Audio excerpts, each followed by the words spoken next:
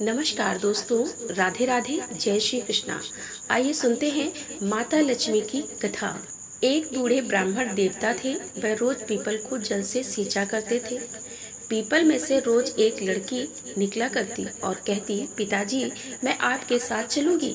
यह सुनते सुनते ब्राह्मण देवता दिन कमजोर होने लगे।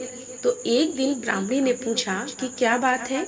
बूढ़े ब्राह्मण ने कहा कि पीपल से एक लड़की निकलती है और कहती है कि वह भी मेरे साथ चलेगी। ब्राह्मणी बोली कि तो ठीक है, कल ले आना। उस लड़की को जहाँ 6 लड़कियां पहले से ही हमारे घर में हैं, वहाँ 7वीं लड़की और सही। और फिर अगले दिन बूढ़े ब्राह्मण देवता उस लड़की को अपने घर पर ले आए। घर लाने के बाद वह ब्राह्मण देवता गांव में आटा मांगने गए तो उन्हें पहले दिन के अपेक्षा आज ज्यादा आटा मिला। जब ब्राह्मणी वह आटा छानने लगी तो लड़की ने कहा कि लाइए माँ जी, मैं आटा छान लेती हूँ। जब वह लड़की आटा छानने बैठी तो परात भर गई। उसके बाद माँ खाना बनाने जाने लगी तो लड़की बोली, माँ जी आज रसोई में बनाऊंगी। ब्राह्मणी बोली, ना तेरे हाथ जल जाएंगे। लेकिन वह लड़की नहीं मानी और वह रसोई में खाना बनाने चली गई। तो उसने तरह तरह के 3600 व्यंजन झटपट बना डाले और आज तो सभी ने भरपेट भोजन किया। इससे पहले तो वह ब्राह्मण देवता, उनकी पत्नी और वे 6 लड़कियां भूखे ही रहा करते थे। रात हुई तो ब्राह्मणी का भाई आया और कहने लगा कि दीदी मैं तो भोजन करूंगा।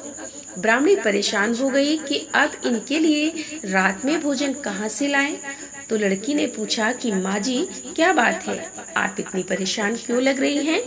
तो ब्राह्मणी ने कहा, क्या बताऊं बेटी, तेरा मामा आया है। वह कह रहा है कि भोजन करेगा, लेकिन भोजन तो हम सब ने कर लिया।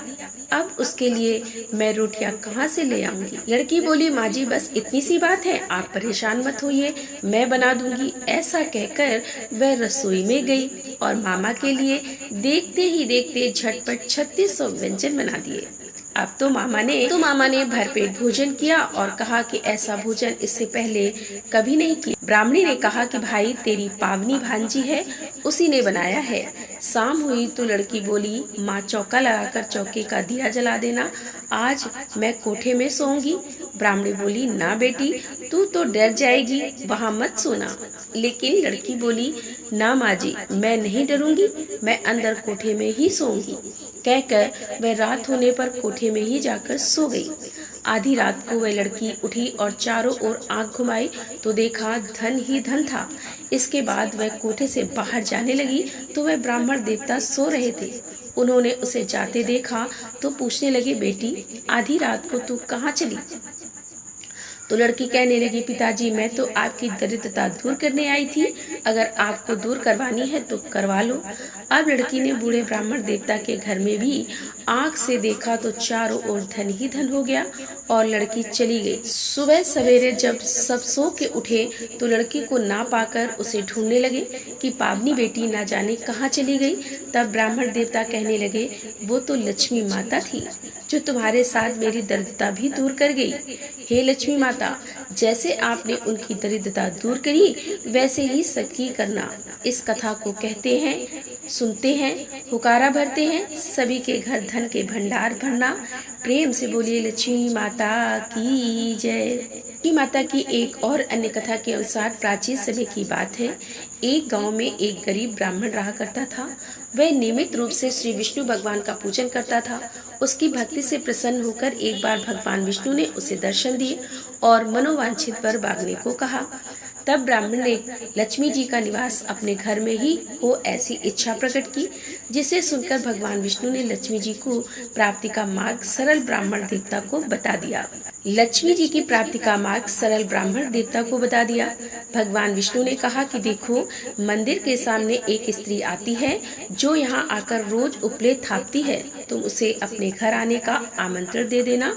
वह स्त्री ही देवी लक्ष्मी है और देवी लक्ष्मी जी के तुम्हारे घर आने के बाद तुम्हारा घर धन धान से भर जाएगा। ऐसा कहकर श्री विष्णु जी अंतर्ध्यान हो गए। अगले दिन सुबह 4 बजे ही वह ब्राह्मण मंदिर की सीढ़ियों पर बैठ गया। लक्ष्मी जी भी अपने थाप के लिए आई तो ब्राह्मण ने उनसे अपने घर आने का निवेदन किया। ब्राह्मण देवता की बात सुनकर लक्ष्मी जी समझ गई कि यह सब कुछ श्री विष्णु जी के ही कहने से हुआ है।